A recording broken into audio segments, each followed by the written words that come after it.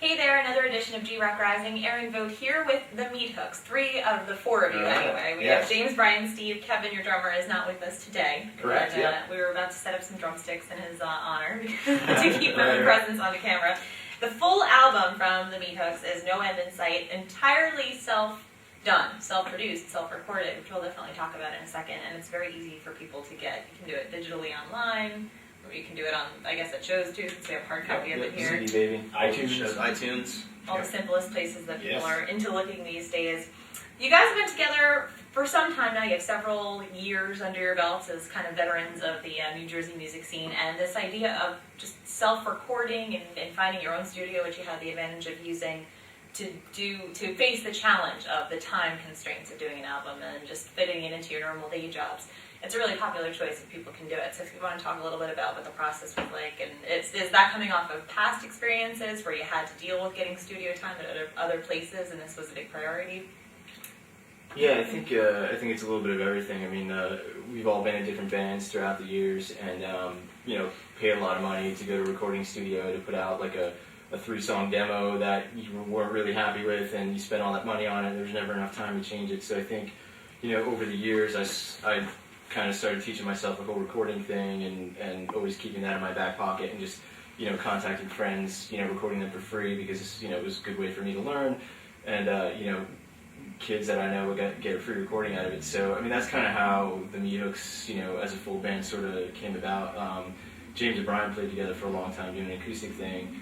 They contacted me to do some recording, and I was like, sure, we'll do it. And the whole project snowballed, and a couple of months later, we definitely took our time with it, but we came out with a full album and full band. So I mean, there's no pressure of you're paying by the hour. There was no we were just dealing with ourselves. So it's a blessing and a curse, because we want to make the best possible thing that we can. There's nobody else telling you what you can and can't do. So it's like you have to be your own sort of police in a way to say, yeah, we like that, yeah, we didn't like that, and the producing side of it was something we really had to put a lot of our own work into, and just really try to be objective about the music that we were recording. And Brian is very good at giving his opinion on cracking the whip. James. Yeah, I've spent hours in a tiny little room with headphones on and just voices yelling at me saying, do this and that and the other thing. Again. But that's definitely a huge advantage, though, like Steve said, of doing your own thing and not having the constraints of paying by the hour, and having another band sitting outside waiting for you to get out so they can do their thing. We were able to really take our time, and in the process we suckered Steve into the band. So we've had a couple bands come in, and actually, so it started out with you as kind of the recording behind the board kind of situation. We've been in bands in the past, Steve and I, and 2 other bands actually. So we've kind of all played together in and out. Now we're all back in the same band. Sort of. It's the easiest way to put it. But, right, kind of full circle in a way. Yeah, definitely. It's kind of worked out good. I mean, I don't think we didn't really have any. The good thing is we didn't really have any intentions in the beginning. We just wanted to make a record, do some cool music that we all felt really good about. Like, we weren't really gonna put anything out that we weren't all like happy with, and that we said, wow, this is really awesome. And then I think once the project was finally done and we put it out there and we started getting a good response from it, I mean, it just kind of took off from there. I mean, we had our CD release party in July. So Sullivan Hall, July 11th, which wasn't too long ago, and since then we've been getting a lot of good traction from it. And in addition to doing the recording, we did, all of our own marketing as well, like our website, the MySpace, just constantly like trying to get our word out there. He's an art designer too, so we sort of. When he says we, he means. Like the Renaissance man, Steve, for the Meathooks, as far as taking over all the I'll send these guys a bill one day. Definitely. Now, as the Meathooks, you guys have a very extensive list of clubs and venues that you've already hit and that you continue to frequent. You have 2 shows at least coming up before the end of the year in New York that we can definitely get to plugging, so you have a chance to go see these guys live and plugged in and everything. What's your personal takes on just the balance between, say, like hitting the New York venues? I know you've done the North Jersey venues plus the Saint, and so you've done venues all over New Jersey. And just do you get different vibes? Does it depend on the night, really, as far as the crowds go? And it's always a question of ours. Absolutely. It's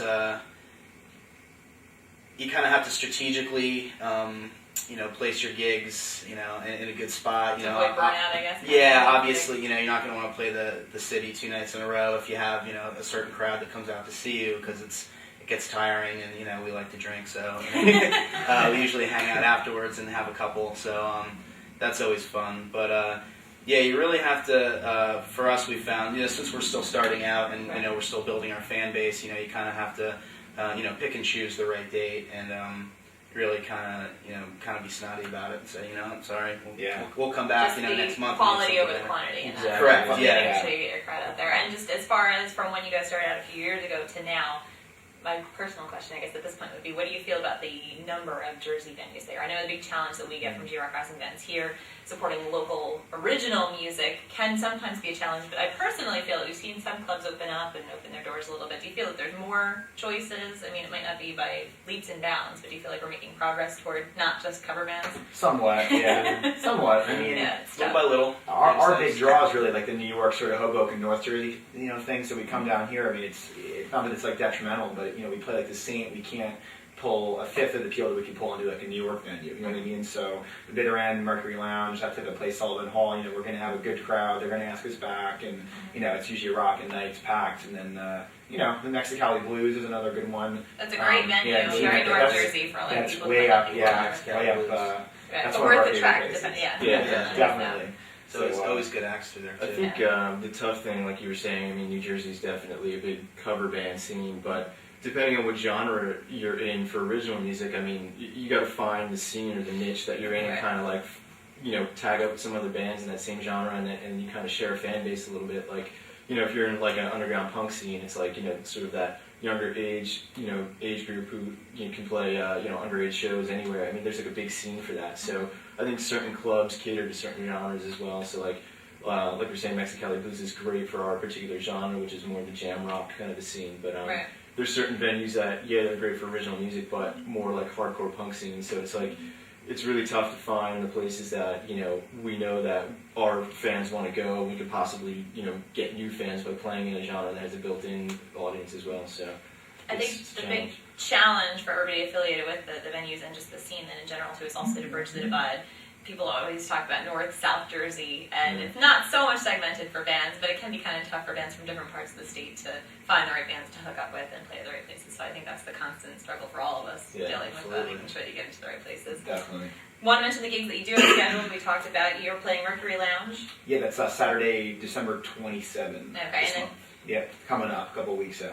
also another chance to catch these guys at the Bitter End in December as well. Yeah, that's January 30th. That's a Friday night. So if people want to find the gig information, anything else that crops up, and all the other bands info, the website's pretty easy to get to. It's themeathooks.com. And the album is No End in Sight. You can pick it up iTunes, CD Baby, or at one of those shows that we just talked about. This is G-Rock Rising.